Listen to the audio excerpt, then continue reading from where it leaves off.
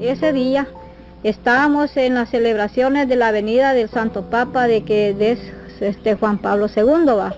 Estábamos haciendo los rezos de la aurora que decía el Padre. A las 6 de la mañana que veníamos de hacer la oración, salimos a la calle. Cuando salimos a la calle, ya estaba un grupo de soldados.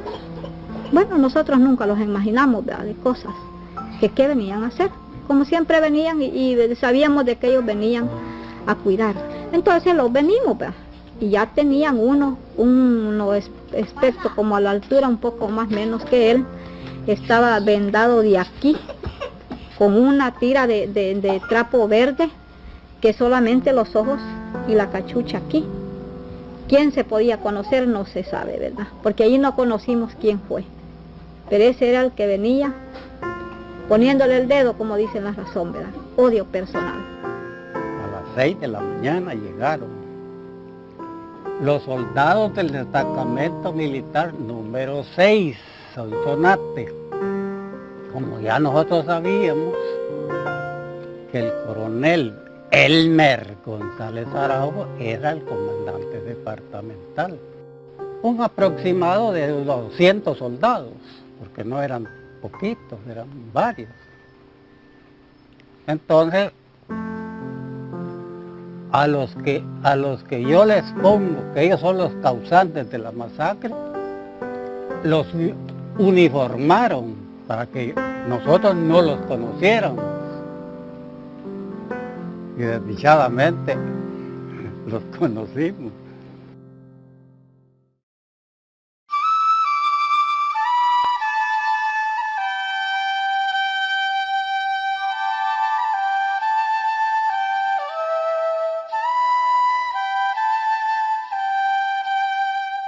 El Centro de Documentación e Investigaciones de la Memoria Histórica de la Comisión de Derechos Humanos de El Salvador realizó esta investigación durante 6 meses con el objetivo de dar a conocer la verdad, la situación actual de los familiares de las víctimas, de los victimarios y la situación jurídica actual de la masacre, para saber si se puede accesar a la justicia, la reparación y dignificación de las víctimas.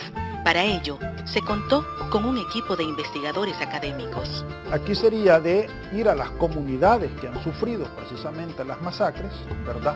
Y convivir directamente con ellos. Y hacer una investigación completa de las comunidades. La memoria se va construyendo a partir de las necesidades y las exigencias del presente, ¿verdad? Por ejemplo, si usted compara la memoria del 32, por ejemplo, ¿verdad?, con la memoria de los 80. En el caso de los 70 y los 80, los movimientos no fueron derrotados. Entonces hay incluso hasta un orgullo de haber participado en los movimientos revolucionarios. El tipo de discurso que le desarrollan es diferente. En el caso del 32, sí, efectivamente fue un movimiento derrotado. En el 6º censo de población y el 5º de vivienda del año 2007, la población actual del Cantón Las Hojas es de 26.902 habitantes, de la cual 19.982 habitan en el área urbana, mientras que en el área rural está poblada por 6.920 habitantes. En 1975, la Asociación Nacional de Indígenas Salvadoreños SANIS compró estos terrenos, aquí en el Cantón Las Hojas, para fundar lo que es la cooperativa Santa Julia. De esa manera poder paliar la crisis económica en la que vivían indígenas y campesinos de esa fecha. Después de la masacre de 1983, actualmente esta es la cooperativa Las Hojas. El objetivo de crear lo que es la cooperativa ACOINS de RL, más que todo con sede en el cantón o en el caserío Las Hojas de San Antonio del Monte, era para distribuirle la tierra a cada uno de los socios, miembros de la asociación. Por ese lapso venimos a desempeñar todo lo que es una parcelación para las personas que no tenían donde vivir, no tenían donde cultivar. El hermano Adrián Esquino Lisco nos ilusionó más que todo, comprar un predio, un terreno, y que todos los miembros de la asociación íbamos a ser los propietarios de la cooperativa agrícola, porque esa era una cooperativa agrícola, no es cooperativa parcelera, porque hay cooperativa parcelera y cooperativa agrícola, que se trabaja en unión. Así fue como nos esforzamos, todos los hermanos que estábamos en la asociación, y acordamos solicitar un crédito. En 300,000 compramos 85 manzanas de tierra. Y de allí empezamos a organizarnos para cultivarla. La cultivábamos de maíz, maicillo, arroz y ocra. Arauz solicitó un paso a través de la propiedad de Anís para reducir la distancia recorrida hasta la carretera principal, petición a la que no se llegó a ningún acuerdo entre Anís y el terrateniente. En mayo de 1979, después de que Anís sembró la primera cosecha, el señor Arauz intentó repetidamente cruzar la propiedad y así destruyó cercos y cultivos de la cooperativa. Durante la disputa por el terreno, varios empleados del señor Alfonso Araujo entraron en la Defensa Civil. La Defensa Civil es un cuerpo paramilitar que en aquel entonces existía bajo el amparo de la Fuerza Armada Salvadoreña. Por su escasa preparación, esta nomás se veía a cubrir el orden aparente en las zonas rurales de las comunidades. Según ellos era una cooperativa guerrillera. Entonces empezaron a anotar de los nombres de la cooperativa. Hicieron un listado de 74 personas, pero no de la cooperativa, sino del cantón, o sea, del cantón. Llevaban gente porque a ver a dónde habían capturado algunos y ahí los llevaban. Nosotros perdimos solamente 7 miembros. Ha habido una asociación del movimiento indígena con el Partido Comunista y con el Socorro Rojo Internacional. Mire, el Partido Comunista tenía 2 años de haberse fundado. No tenía capacidad para poder liderar un movimiento de esa naturaleza, ¿verdad? En segundo lugar, el Socorro Rojo Internacional había ciertos contactos, pero la influencia no fue muy fuerte. En realidad, si uno revisa el levantamiento tiene fuertes características locales. No es realmente un movimiento de carácter nacional, es más bien una reacción en cadena que se da en un conjunto de municipios por la situación económica, exactamente por el problema de las tierras, ¿verdad? Y más bien basado en la organización tradicional de las comunidades indígenas. El 22 de febrero de 1983, alrededor de 200 soldados entraron al casco de la hacienda Santa Julia y procedieron a sacar a miembros de la cooperativa, ayudados con miembros de la Defensa Civil, grupo paramilitar que en ese entonces servía a la Fuerza Armada salvadoreña. Y el don Marcelino, un señor viejecito, que no se podía creer usted, oye, si usted lo hubiera visto, eso dio lástima. Ya lo llevaban así, golpeado. Mire, me dijo, ¿cómo me llevan, hermana? Ay, hermanito, le dije yo, qué lástima, qué triste es eso, saber por qué será. Usted cállese, me dijo, un soldado. Y todos iban detrás, todos detrás. Y pasaron el compañero, el hijo de compañero Fermín, hasta sin camisa, que no le dieron lugar de ponerle la camisa. Y a todos. Y ya por detrás de los 7 ellos iban 2 hipotes, edad de poco más o menos, un niño como de 13 años y otro como de 14, que los dos casi eran el mismo porte. Esos hipotes iban llorando, que los llevaban amarrados, que según dicen que los hallaron por ahí. Como usted sabe que los hipotes son entretenidos y se quedan, ¿verdad?, divirtiéndose en la calle, jugando con los demás.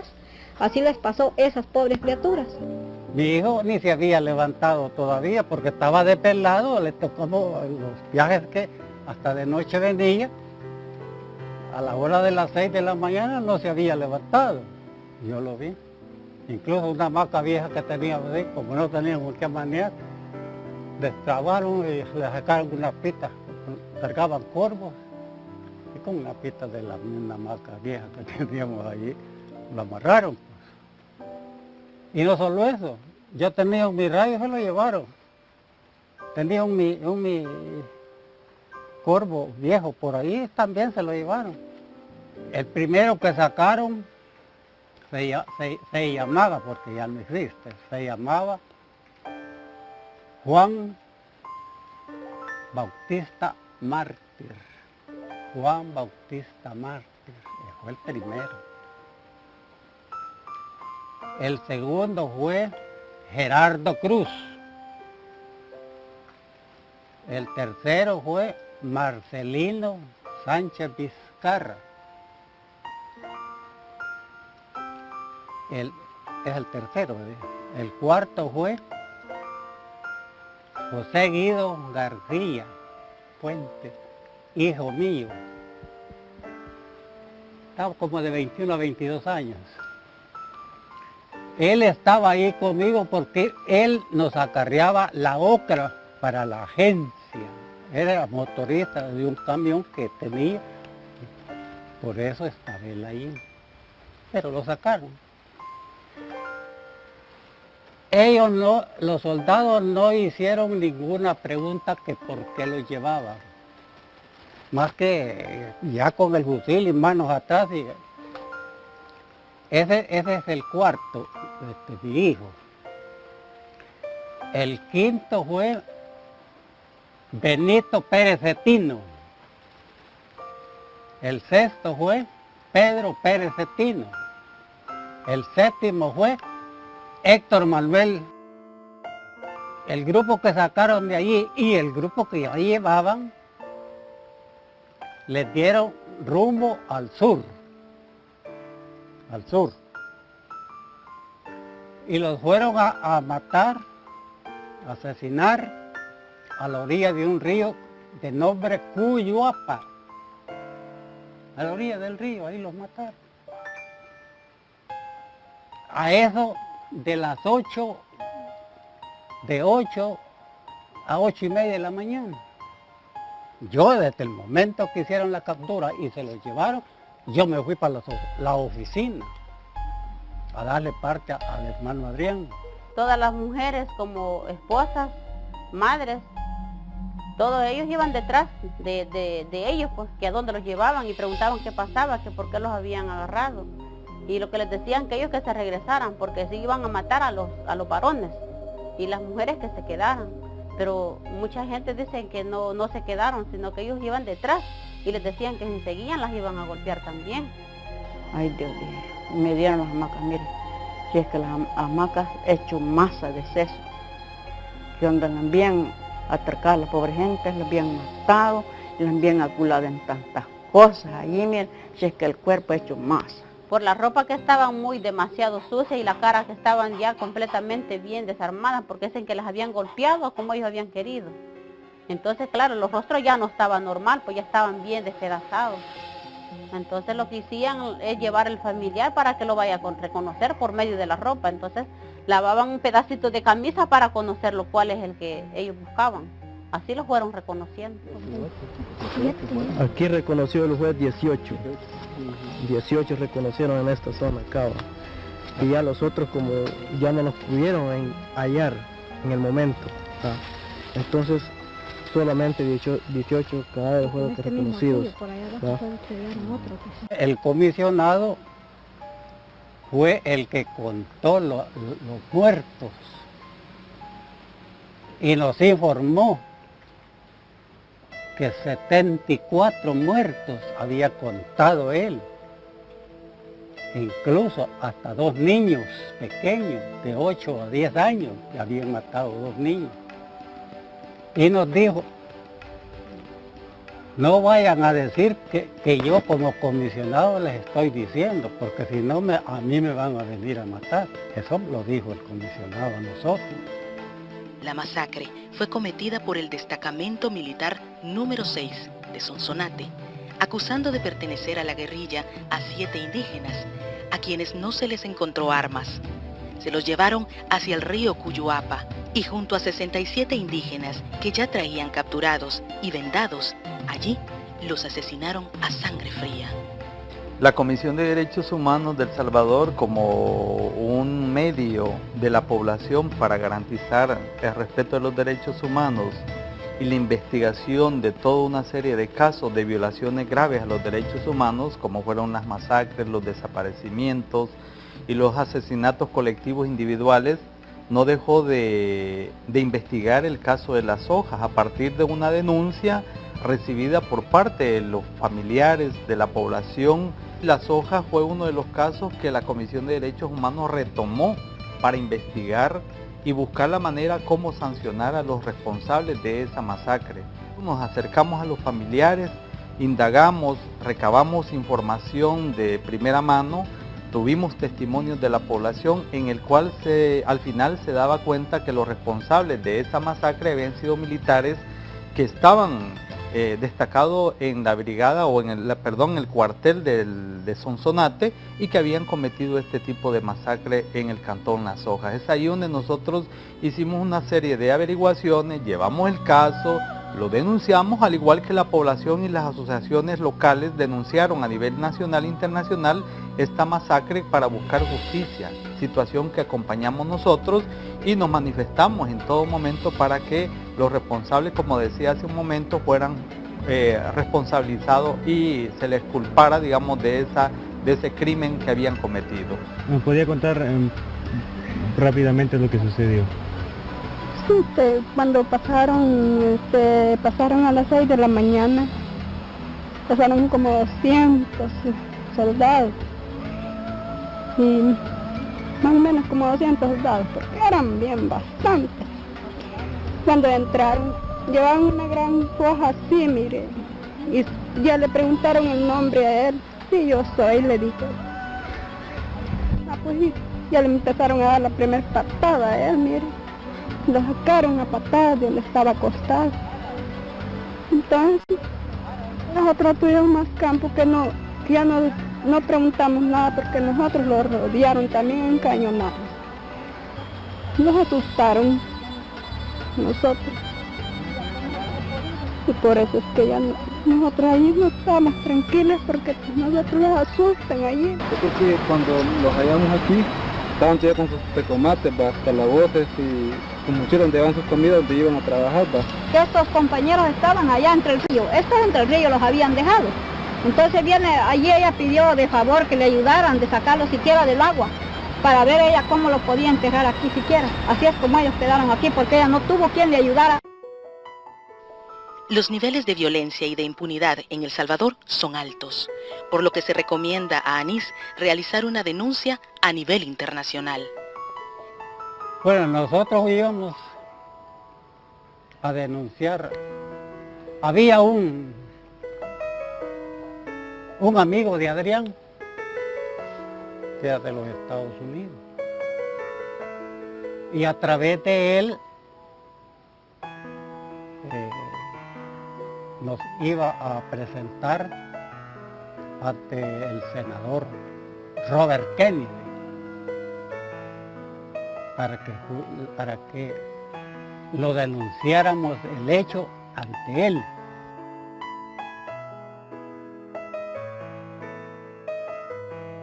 El juzgado de Sonsonate determinó que existían suficientes pruebas para proseguir el juicio contra 3 de los imputados, liberando al resto, por considerar que las pruebas eran muy escasas. Pero el 24 de julio de 1985 son liberados finalmente los 13 imputados acusados de la masacre Las Hojas.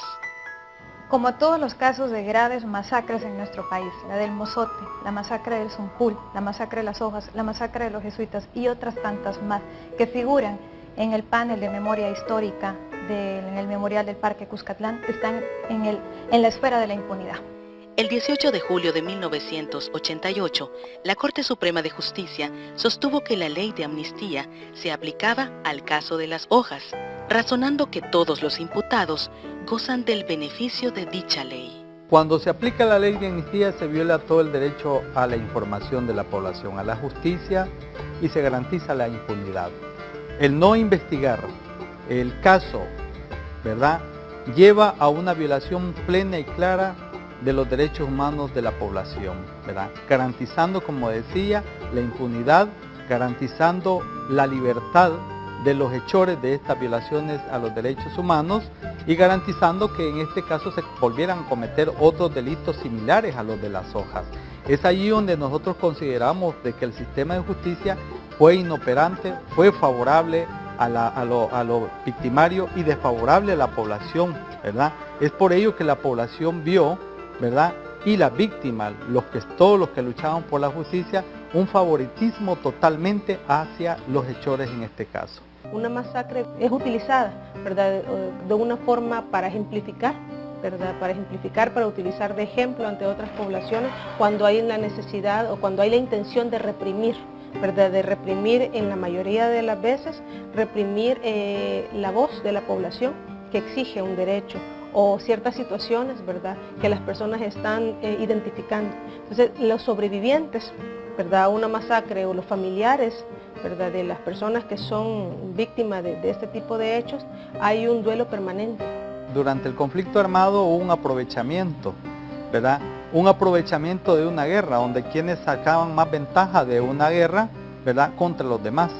En este caso, si recordamos, las fuerzas paramilitares en aquel entonces sacaron provecho de esa guerra, de ese conflicto en el cual se apoderaron de tierras, se apoderaron de bienes de las víctimas, ¿verdad? Se apoderaron de esas propiedades que lo hicieron pasar a todas aquellas personas como delincuentes, como subversivos, como guerrilleros. En el 70 y los 80 pasaron muchas barbaridades. Curioso que en Chalatenango no tengan miedo. En Chalatenango la gente habla. En Morazán también la gente habla. En el occidente del país la gente no quiere hablar.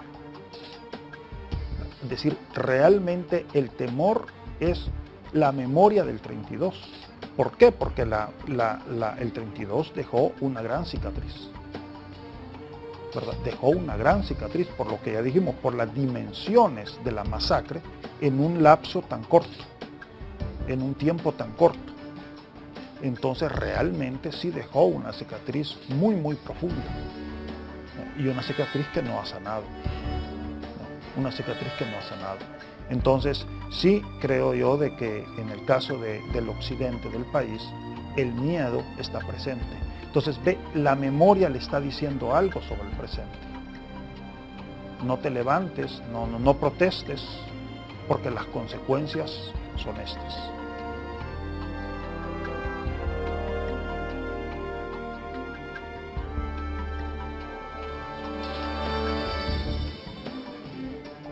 La amnistía aprobada en 1993 fue recurrida por un recurso de inconstitucionalidad ante la Corte Suprema de Justicia.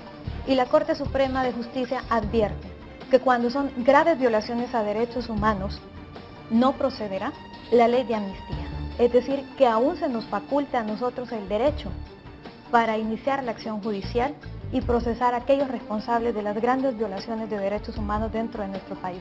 Sin embargo, hay poca voluntad de justicia, hay poca voluntad política y sobre todo el monopolio de la acción penal en manos de la Fiscalía, una institución que ha sido politizada los últimos años, impide el acceso a la justicia a nuestros salvadoreños. Nosotros siempre hemos considerado que la población tiene derecho a una reparación verdadera y duradera, tienen derecho a una plena justicia, ¿verdad? Tienen derecho a que se les reconozca el valor que ellos tuvieron y el valor que hoy tienen precisamente. O sea, estamos hablando de una reparación de la verdad y la justicia como un medio para lograr no totalmente superar todas las secuelas que les ocasionó esa tragedia tan dolorosa, ¿verdad? Sino al menos garantizar de que sí el sistema de justicia en este país ha funcionado. A partir de ahí creo y considero de que debe de haber esa reparación, ¿verdad? Y se espera que este gobierno pues realmente cumpla con esos ofrecimientos y esa reparación que tanto ha ofrecido y que a hoy, en este año, pues la población sigue esperando ese anhelo de ese derecho que tiene, como es la reparación, la justicia y la verdad. El proceso de dignificación o el proceso de reparación es un elemento básico en la recuperación, ¿verdad?, de la persona, ¿verdad? Aparte de ser un derecho, ¿verdad?, aparte de ser un derecho humano, se vuelve en una necesidad de ir superando aquellas situaciones. Una reparación en ningún momento va a cambiar o va a restaurar totalmente el daño, ¿verdad? Una reparación viene a tratar de sanar, ¿verdad?, la herida, a tratar de reparar el daño en la medida de lo posible. Puede ser una reparación moral, una reparación simbólica, ¿verdad?, una reparación que a la persona le dé un sentimiento de tranquilidad, ¿verdad?, de encontrar un fin a este proceso tan violento que vivir, ¿verdad?, una forma como de restaurar de alguna manera la dignidad de la persona, ¿verdad? Un proceso de reparación tiene que ser algo integral, ¿verdad?, para que una persona realmente podamos decir que está viviendo una reparación, que no va a cambiar el pasado. Las víctimas, por ejemplo, de las masacres, ¿verdad?, la dignificación es algo bien importante, el hecho de la verdad que va siempre relacionada con la reparación. No puede haber reparación si no hay verdad, ¿verdad?, si no es visibilizado el hecho, si no es reconocido que se cometió una violación a derechos humanos y que existe un proceso de pedir perdón, ¿verdad? Muchas víctimas no quieren, ¿verdad?, o están conscientes de que no es un proceso de venganza lo que quieren, que no es un proceso que lleve muchas veces a que el victimario sufra, ¿verdad? Simplemente es conocer por qué, quién, ¿verdad?, y que existe esa dignificación de ese ser querido. ¿Cómo quitar el miedo? Quizás lo más importante es el desarrollo de la organización, de las propias organizaciones, pues, de indígenas que se vayan desarrollando y que vayan promoviendo un discurso de la memoria en donde efectivamente se dé cuenta de lo que sucedió en el 32, ¿verdad?